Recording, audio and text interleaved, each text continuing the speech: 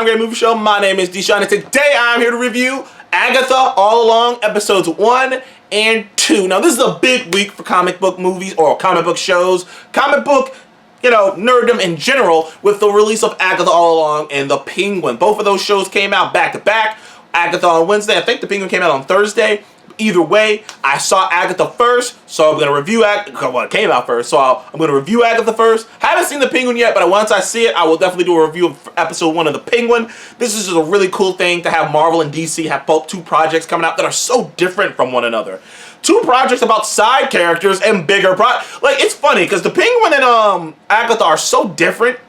They're vastly different in terms of the tones, in terms of everything else. They're just totally different things in general. They're not comparable in many ways, but one way they are comparable is both are spin-offs of a show. Both are spin-offs that may or may not be necessary depending on how it ends up playing out. But either way, it is cool seeing this. It is cool seeing these two villains, funny enough. Two spin-offs about villains. So this is gonna be I can't wait to see The Penguin and give a review about that later. But either way, we're speaking to Agatha All Along. Now, the character of Agatha Harkness was introduced in WandaVision, played by the amazing Kathryn Hahn. Kathryn Hahn is a well-known actress in Hollywood. She's been working for quite some time. I first saw her, really paid attention to her, and Step Brothers, and another project since Step Brothers she was great in too. She's been great in a lot of other things as well. In recent years, she's lost some weight. She's actually slimmed down, and it's I don't know what happened, because she was in so many more comedic roles, but then she slimmed down, and she started being in a lot more dramatic roles. I don't know if something opened up to her, but I always liked her as an actress. Her and John C. Reilly are two actors who I've always said they're huge comedic actors. They can go over the top with the comedy, but when you ask them to act, they can come down and act. And so I've always loved Kathryn Hahn. And so when she was cast as Agatha Harkness, who isn't an insignificant character in Marvel Comics. Anybody who's read any Marvel Comics, Supernatural Marvel Comics would know she's a very important character. The once babysitter of Scarlet Witch's children. She has connection with Scarlet Witch, Vision, Doctor Strange, Ghost Rider. You name a supernatural thing, she's probably got a close connection to it. She's very recognizable, very steady figure in the supernatural realm, so to speak. She's gotten some highlights. Recently, she was just in the recent Midnight Suns game as a very important figure to your main protagonist in that game. So Agatha Harkness is a very, well-known figure in the Marvel comic space. So it wasn't a surprise. So having her in this show was cool. But Kathryn Hahn killed it as Agatha. She brought this charm, this devilish charm and glee. Something akin to maybe a female Loki, something like that, an evil female Loki. That's just the vibe she brought. She was just taking such glee in being an asshole. And I love it when my bad guys take glee in being an asshole. When the bad guys take glee in being the asshole, it makes it one of those, I hate you, but you're having fun, so I'm sort of having fun, but I shouldn't. That's the vibe you get off of her. And then we don't have to talk much about the Agatha All Along song. That thing was a mega hit. I remember when it came out. It has millions of views on that. I'm pretty sure that song was such a hit that Disney was like, okay. I'm pretty sure right then and there, they're like, okay, we got to think about making a spin-off. So, not that long got the WandaVision, which I thought WandaVision was an amazing show. I've said it before, WandaVision was the most creative thing the MCU's ever made. And Agatha was one of the best parts of the show. So I wasn't that surprised when they announced that she was going to get a spin-off. But I will say, I was still confused. I was like, okay, what are we doing here? But after the events of Multiverse of Madness, after recent reports of Vision Quest, and after seeing the first 2 episodes, I can see what's happening. Now, I won't get into spoilers, and I won't get into theorizing, and I'll get into theorizing in a separate video. But just know, there's more to meets the eye to this show. First of all, this show takes place 3 years after the events of WandaVision. Agatha has been stuck inside of her own mind in the hex and the illusion that Wanda put her in. And the show starts off with her in a mayor of East Town or whatever, like this old cop procedural, and it's just like WandaVision. She's stuck in a traditional cop procedural, but the people she meets throughout the first episode in the fake cop procedural are all people from WandaVision, Herb, and all these different people that you met in the actual WandaVision show, but they're just in this cop show because she's still in the town. Long story short, after her illusions being interrupted by two different forces, one being someone from her past and one being someone she doesn't know, she finally breaks free, and we get this hilarious, very unexpected sequence with Catherine Hahn being full nude. Now granted, they don't show anything other than her ass, which, by the way, I think people just agreed that asses aren't as, like you don't gotta really do nothing about, like it's weird. I don't know what you get away with PG-13, but I guess ass is fine. Which I guess they showed the Hulk's ass, they showed Thor's ass. I guess, okay, I guess you can just show ass. I guess it's okay. But either way,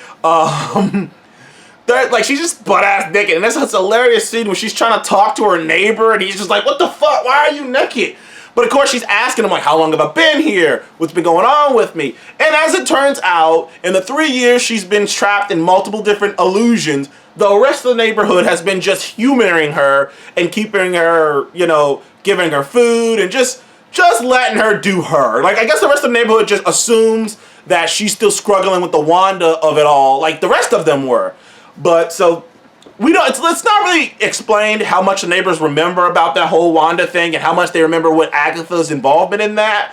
But at the very least, they're nice enough to still help her out. So Agatha, awakened again, finds out that, oh yeah, not everything was an illusion, as she not only finds the kid, tied up in her closet, but a person from her past named Rio appears to attempt to kill her. Now, Rio and her, played by the amazing Aubrey Plaza. Aubrey Plaza is amazing. She's such a beautiful woman, and she's so talented, and she's so weird. The last time I saw her was in Legion. She was great in Legion as Sid. No, not Sid. What was her name in Legion? Lenny? I think it was Lenny. I can't remember off the top of my head, but she was great in Legion as Lenny, and Aubrey can just play these very interesting characters. She can be so creepy when she wants to be. She can be sexy when she wants to be. But like Aubrey can play it like a praying mantis. I've always said, there are certain women who come off like praying mantises. I imagine the sex would be amazing, but I'm not sure if I would survive. That's kind of Aubrey Plaza, especially in this character.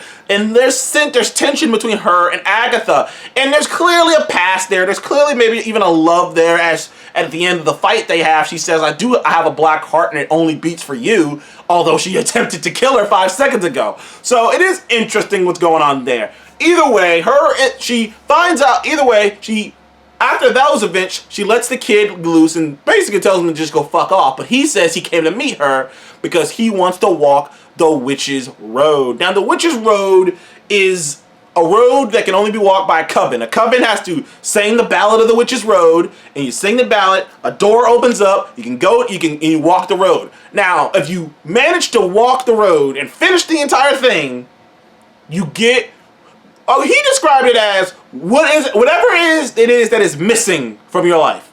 The thing that you need to complete your life. Whatever it is, whatever magical thing that is, it will give you that. So, essentially, it reads your heart and gives you what you want, basically, the Witch's Road. So, and Agatha walked it. It's assumed that's how she got her power to steal power from other witches, because they make it like it's a big deal that she could do that, and it seems like not other witches can do that. So, we can assume it's a big deal. We can assume that she got it from walking the road.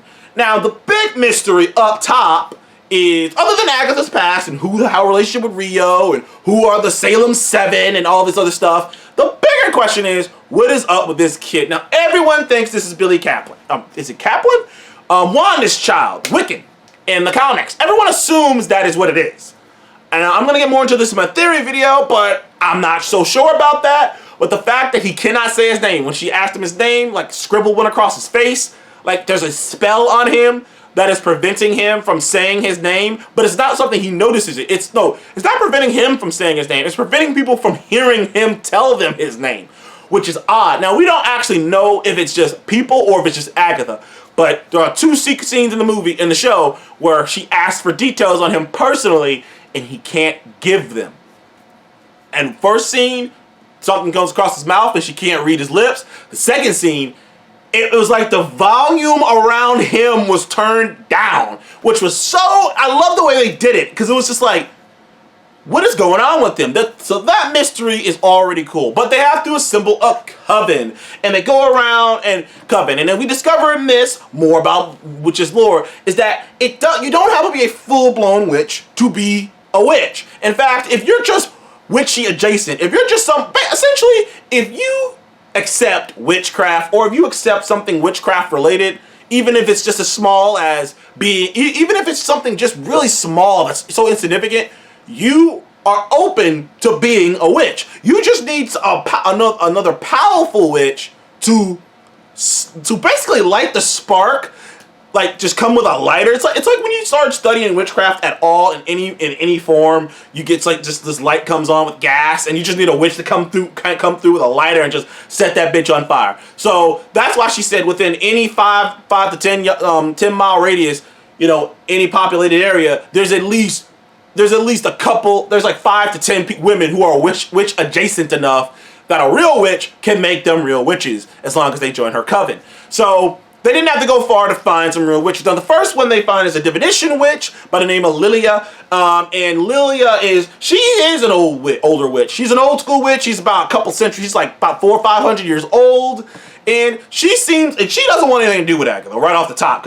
And we really, throughout the course of these episodes, particularly episode 2, you keep learning more and more little details about Agatha that just makes her sound even worse. You know what I mean? Like, you learn that Agatha is pretty much the sole responsible for the negative stereotypes of witches in general. Like, she says that people are like you, or why people that we poison apples and kidnap kids and eat babies and shit because of you, which kind of insinuates that Agatha has done a lot of shitty stuff in her past. The most infamous witch in, I guess, America, basically.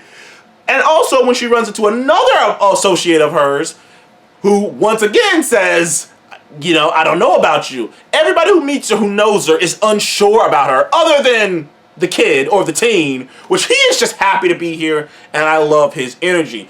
Not to get into too many details about the crew, she recruits different women, and the way they recruit them is by dangling a carrot of something they want in front of you. So you only get an episode, you only get maybe like 5 minutes with each character, but on a 9-episode show, you need to get the ball rolling. It's like, okay, hopefully we get to learn a little bit more about these characters, but we know why they're accepted to go on this road. Why they accepted everything. We know why they're going down this path. We know why Agatha's going down this path. We have yet to figure out why the teen is going down this path, but hopefully there's more excitement to come. Also, Agatha drags along Mrs. Hart, who is she has no clue what the fuck is going on, and I feel bad for her, woman. I hope she makes it through. Or Mrs. Davis. Mrs. Hart was what Wanda made her called. But I hope she makes it through, because she just seems like a sweet woman. A sweet widow, by the way. And I'm just like, I feel like it's going to turn out, like I'm trying not to get into all speculating territory. But either way, the performances was great. Catherine Hahn is great in this. Her and the kid that they have playing the teen, they have very fun chemistry. There's a real aunt and nephew vibe off of those two. Like, there's a real annoyed ass aunt, like just bitchy aunt, and like nephew, just like they feel like, I love the vibe between those two.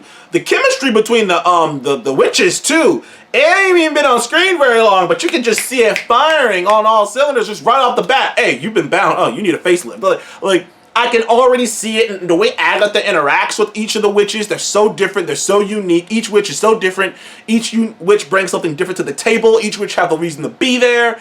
And I can't wait to learn more about these witches. Like, I'm just curious. And the thing about the show is, by the time episode 2 ended, it was ramping up. That's why I think that 79 Rotten Tomato score is kind of misleading, because while a show like The Penguin is being rated on, because everyone's seen the entirety of The Penguin. When they released The Penguin, they released the entire season to be reviewed and posted up. Only thing, people who are reviewing Agatha All Along, they just like, most people just have the first 2 episodes. Some people have the first 4 episodes. That's why I raised up from a 67 to a 79%, because the people who have the whole 4 episodes came in and put their reviews in there, and it raised it back up again. Because right now people are kind of reviewing it off of just 2 episodes, because I can feel it ramping up for that 3rd episode. Maybe I should have released 3 episodes. I'm not sure. Either way, I also noticed that this is filmed much more like a TV show. The pace is much more like a TV show. The vibe is much more like a TV show. So I'm excited about this. I'd give the first 2 episodes of Agatha All Along an 8.5. It didn't blow my skull out the back of my head or anything crazy like that, but I enjoyed the characters, I enjoyed the story, I love the mysteries they've set up. I can't wait to learn more about these characters. And that's probably the only negative here too, is the first episode kind of was kind of slow because it was still playing up the WandaVision aspect of it all. I didn't think they had to spend a whole episode, most of the episode in that realm. I thought they could have probably gotten out of the whole detective story thing a bit quicker, because most people like us, we all understand what's going on there. They probably could have wrapped that up a bit faster. But I digress. They took their time doing it because they wanted to slowly peel her out of there. But I think they could have probably wrapped that up a bit faster. Also, I do wish we got more time with the introduction of the new witches.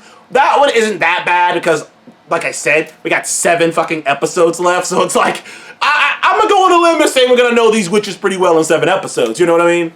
So I'm excited about that. What else would I say they could have?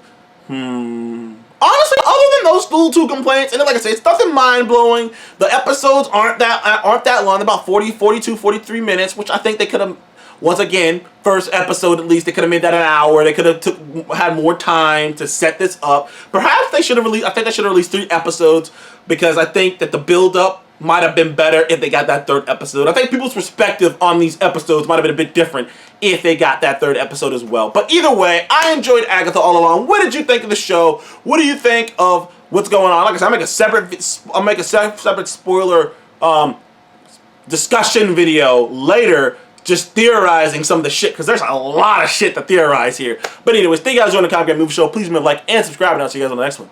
Goodbye.